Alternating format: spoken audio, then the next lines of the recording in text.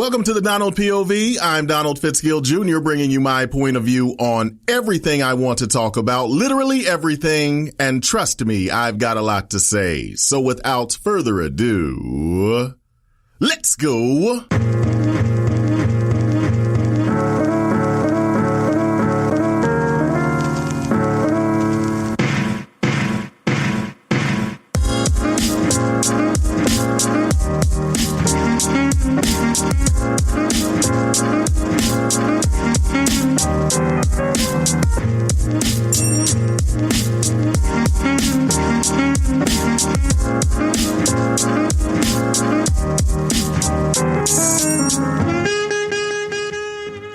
When I was younger in the late 80s and early 90s, there was a phrase that was going around my community, and the phrase was put on t-shirts, said on TV, and played on the radio. This phrase, when said, would visibly upset and oftentimes confuse people who were not black. And that phrase was, "It's a black thing. You wouldn't understand." I remember seeing this everywhere. One day I was in the checkout line at the grocery store, and the person in front of my mother and I had a Star Wars shirt on that also had written at the very bottom of the shirt, "It's a black thing. You wouldn't understand." And I remember the confused look on the cashier's face while he mumbled to himself saying, "How is Star Wars a black thing? I don't get it."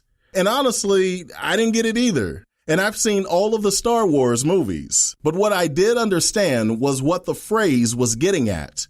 When someone said, "It's a black thing, you wouldn't understand," they were essentially saying, if you are not black, then you lack the experience to know, understand, weigh in, judge, or criticize what I am saying. This experiential argument often comes up during conversations of race. So much so that many people believe that this argument of experience only comes up during conversations of race, and that is completely inaccurate. In fact, I would go as far as saying that if you are listening to this podcast right now, you have made the argument of experience before. Let's look at a few examples. When I was single, I remember hearing from certain married friends the phrase, "You're not married. You couldn't possibly understand." Now, as a married man with no children, I've heard, "You don't have kids. How could you understand?"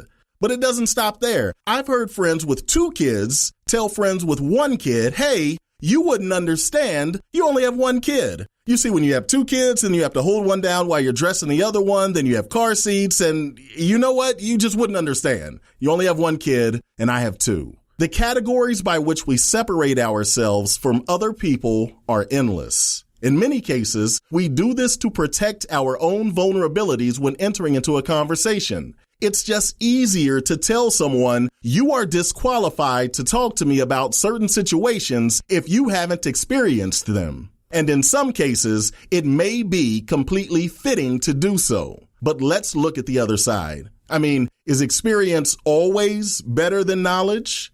There are people that have played golf for years, and they are horrible. So bad. Then there are golfers who have just started out, but have received expert instruction and have become amazing students of the game. So if you had to pick a winner between a horrible golfer that has played for a long time and a new golfer who has been taking lessons from a pro golfer for the last 2 years, who would you pick to win? You see, just because someone has experience, it doesn't mean it was good experience. The argument of experience was the main reason given to female sports journalists on why they couldn't report on the game of football. Female sports journalists were told for years, "Hey, just leave the game of football to the male journalists. After all, you've never played football. How could you understand?" And if you've never come across a professional female sports journalist before, men, let me spare you the embarrassment of making a complete fool out of yourself by telling you she knows more about football than you do.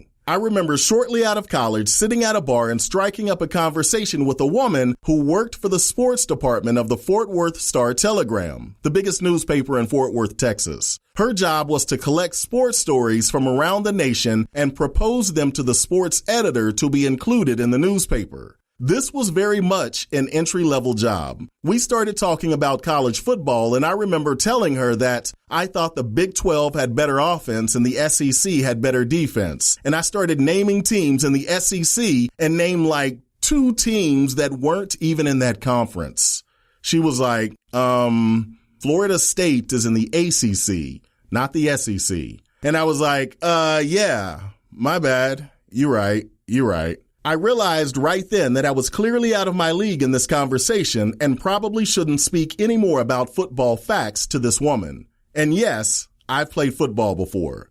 So what do you value more, knowledge or experience? Would you rather have a doctor that barely made it through med school but has been practicing for 20 years, or would you rather be the first patient of a young doctor who just finished their residency and graduated at the top of their class from Johns Hopkins University? Which one do you want? My guess is that a lot of people would say, it depends. If you're asking me, is it better to know a lot or have done a lot? I honestly don't know. But what I do know is that knowledge is attainable and experience sometimes is not. For this reason, I believe that it is better to at least hear someone else's perspective than to automatically disqualify them from the conversation due to lack of experience. As iron sharpens iron, so one person sharpens another. Till next time. Well, folks, if you like what you heard, please subscribe on iTunes and please tell a friend. Check us out on Facebook and Twitter at the Donald POV. Also, our new class, Financial Foundation, is finally here. Please check out the website www.thedonaldpov.com for more information. Till next time, I'm Donald Fitzgill Jr., and this is the Donald POV.